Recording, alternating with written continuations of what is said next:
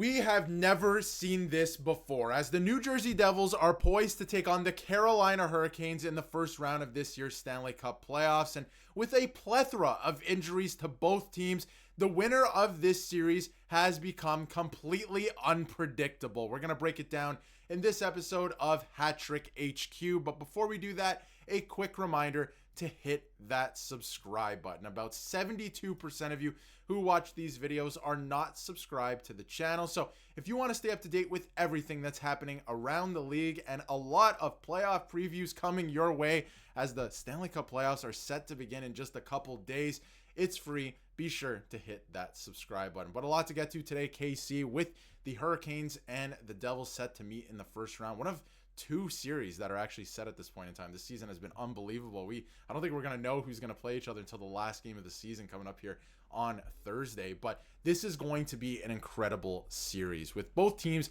having a bunch of injuries and different factors, going against them on both sides of the fence here. But let's dive right into it. And we're going to start with the Carolina Hurricanes. This is a very interesting team, Casey, this year. I mean, lots of turnover. We know the whole thing that happened with Mikko Rantanen, of course, and didn't end up staying, but the team is still very strong. They finished very strong in the Metropolitan Division. How do you feel about the Hurricanes this season heading into the playoffs? We're going to get to the injuries in a second, but this is still a very solid team. I mean, it's playoff season. I'm excited. You're excited. Everybody around the league is excited for the NHL playoffs this year. And like you said, the Carolina Hurricanes have been through a lot this year, and their fan base has definitely been through a lot. Making that big out-of-nowhere trade to get a superstar in Mikko Rantanen, to then just a couple weeks to a month later trading him away at the deadline. It was a busy season for the Carolina Hurricanes, but I definitely think they came out of it, out of the better side of it. I think that Mikko Rantanen trade definitely helped them, which is weird. I thought that trading him away would hurt them, but this team has been good down the final stretch of the season. And like you said, when you look at their roster right now, they have one of the deepest forward cores in the entire playoffs this season. I would say a lot of guys that are like, they're not like superstar 100-point players, but there's a lot of guys there who can contribute on a nightly basis and are almost point per game guys. I mean, you look at Jarvis and Aho and Jackson Blake, a guy who's really picked it up lately. This top line has been fireworks for this team down the final stretch of this season, especially Jackson Blake, a guy who, when I seen him put up on the top line, I was like, I didn't really know much about this guy. And then I sat down and watched a few Hurricanes games, watched some of his highlights, and this guy is something special. And I think this is a guy who can catch fire in the playoffs for this team, a guy who is really going to put his name out there on the map for the Hurricanes, no doubt about it. But when you're talking about the Hurricanes, Darius, you can't glance over their decor. I mean, their decor might be the deepest in the league, I would say. I mean, you look at Slavin and Burns and Orlov, you have three very good defensive defensemen there that a lot of top offenses, especially this New Jersey Devils offense, is going to have trouble getting through and scoring goals.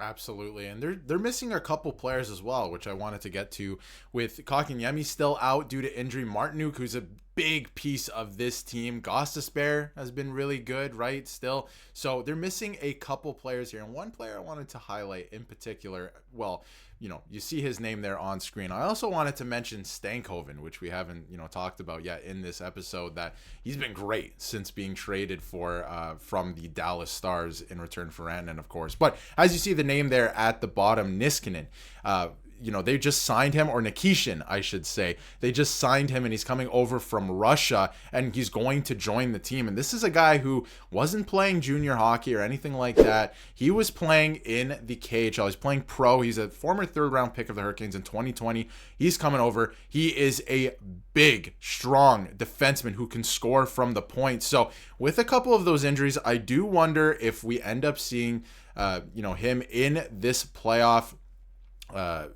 run, if they go that far, of course. But Gostisbehere is out of the lineup. I do wonder if you end up seeing him in the lineup. Should be interesting. But I think this series as well is going to come down to goaltending. And as you can see here, this is the past couple games for both Hurricanes goaltenders. This one specifically, Freddie Anderson, hasn't been good. Casey, I want to throw it over to you. Do you think goaltending is going to be a big factor in this series? I do. And who do you think is going to be the Hurricanes goaltender in this series?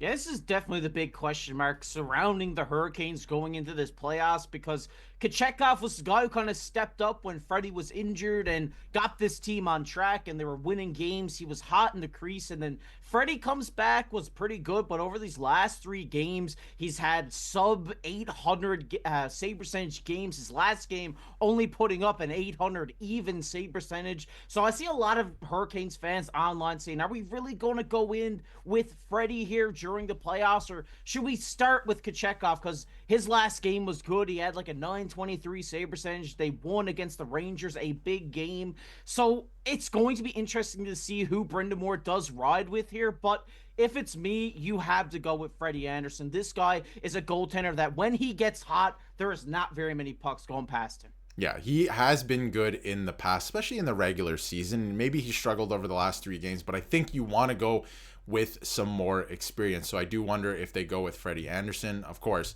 if you look at the last 3 games for both, not great. And I mean, league average at this point is like a 901, 902 anyway. So if you're getting a little bit above that, you're getting above league average. So it's going to be a big factor. But let's move over to the New Jersey Devils now, because this is another team that is going to, make waves in this year's playoffs. I do believe, I think they have the skill, but another team that is slammed with injuries right now. I mean, absolutely slammed with injuries. This is the defense core right now.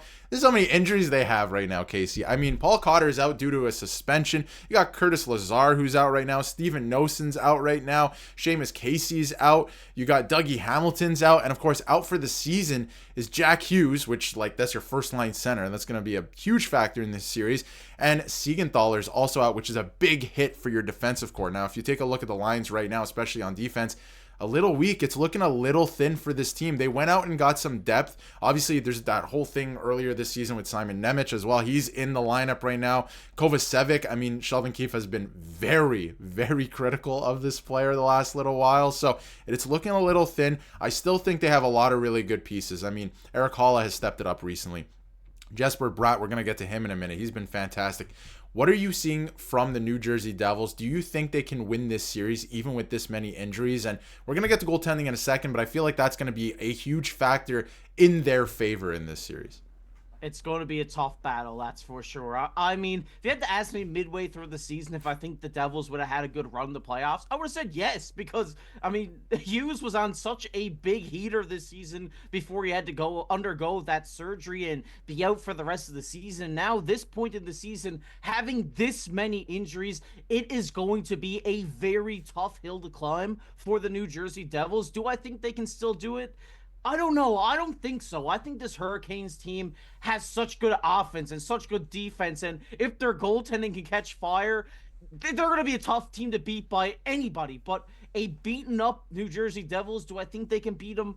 Not in my mind. Would I like to see them put up a good fight and make this series interesting? Definitely, because that's what we love to see in the playoffs. But I definitely think with how Jesper Bratt is playing, and you got a couple of guys there like Dawson Mercer, fellow Newfoundlander, had to give him a shout out in the video, and that have been playing good in the absence of a lot of these injuries. But when it really comes down to the end of the day, I think in this series, it is the goaltending, like you did mention. They do have Markstrom there, who is a guy like Freddie Andersen. If he does get hot, it is going to be hard to beat him. But I think the Carolina Hurricanes are going to be dominating the possession in this series just because of how beaten up the Devils' D-core is. There's going to be a lot of offense just generating through the New Jersey Devils zone because they're going to be able to beat a lot of these, third pairing to second pairing defensemen because of these injuries. So it is going to be a very interesting series. One thing I did want to note before I throw it back to you, Darius, is that the Devils power play ranks 3rd in the NHL,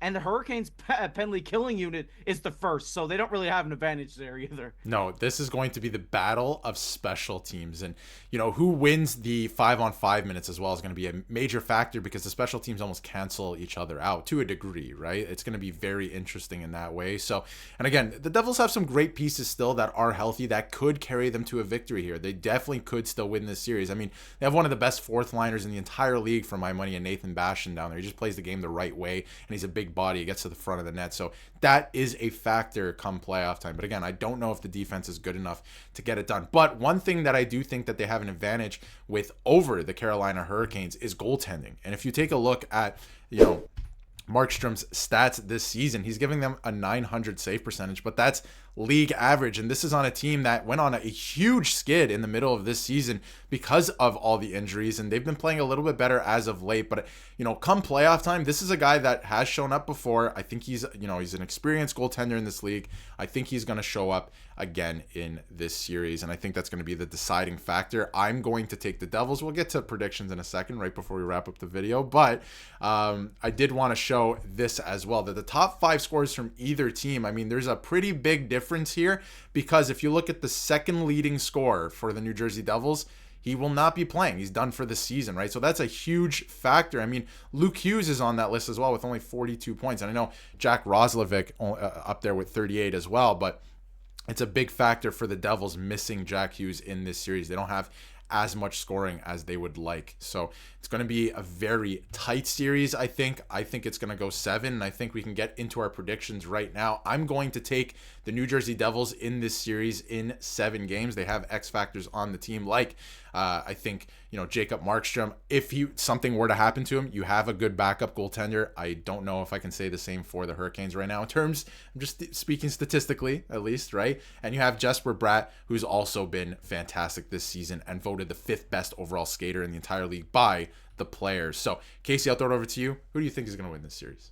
That's a very interesting prediction in my mind, because I don't think there's a way they have a fighting chance to beat this Hurricanes team. I think the Hurricanes win this series in 5 games. Wow. They wrap it up. They pack it up. The New Jersey Devils season is over, and I think we're going to see Jackson Blake put on a masterpiece here in the playoffs for the Carolina Hurricanes. It's going to be an electric series, that's for sure. The Devils, they have all the excuses built in. So what are you able to do with that, right? Are you able to overcome that? The Hurricanes too, they have a couple injuries they're dealing with, and they haven't had an ideal season for their standards either, in terms of obviously a lot of turnover with a lot of different players. So it's going to be a fun series to watch. I think it's going to come down to probably special teams, goaltending, right? It's going to be fun, but we want to hear what you have to say about this series in the comments below. Let us know who you think is going to win, how many games, and what the deciding factor for either team is going to be. And if you haven't yet, hit that subscribe button so you can stay up to date with everything going on in the NHL.